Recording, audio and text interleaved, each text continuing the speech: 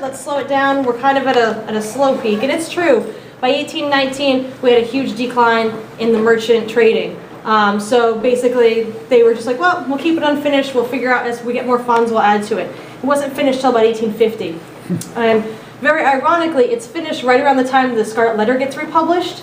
And if anyone's read the Scarlet Letter, there is a 50-page intro called The Custom House, where Nathaniel Hawthorne rants and raves about everything he's ever run into with issues here. He's talking about how his coworkers are fat from lack of work, how they're sleeping and they're snoring and half talking to each other. There's dirt on the floors, that half of the building is falling apart, that the wharves are falling apart, that people are waiting for ships that will never come back, and that the merchant days are done. They're over. And Salem doesn't like that, because Salem, that's their entire life, has been this. And to hear that from someone was kind of a slap in the face.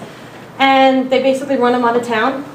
And when the book gets a republishing, because it gets so popular, mainly because of the intro, a lot of people hadn't even read the actual book, they were just reading the intro part. They actually asked him to remove the intro.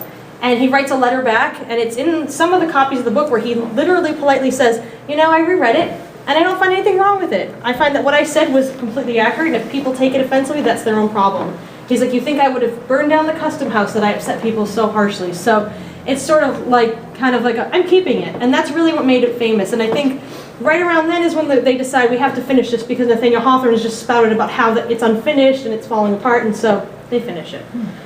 His office is going to be number 2 over here, and everything in the case and the desk actually belonged to Nathaniel Hawthorne while he was working here as the surveyor. In number 3 office in the back is the scales. It was the weighers, measurers, and gaugers office. Now their job was to weigh and measure all these goods as they were unloaded on the wharf. They never really spent much time in the office because their job made them be outside.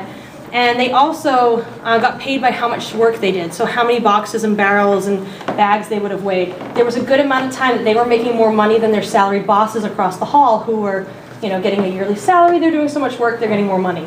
And that caused a little bit of problems, and eventually the government said, well, you know what, it'll eventually even itself out, no worries. Because there's a good amount of time as the business slowed down when the embargo happened that they weren't doing any work, and the bosses are still getting paid, so it does kind of even out.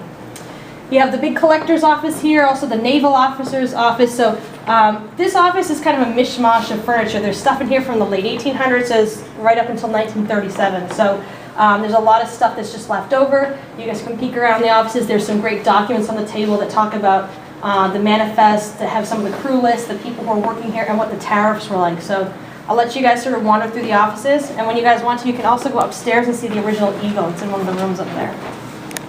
The original Eagle.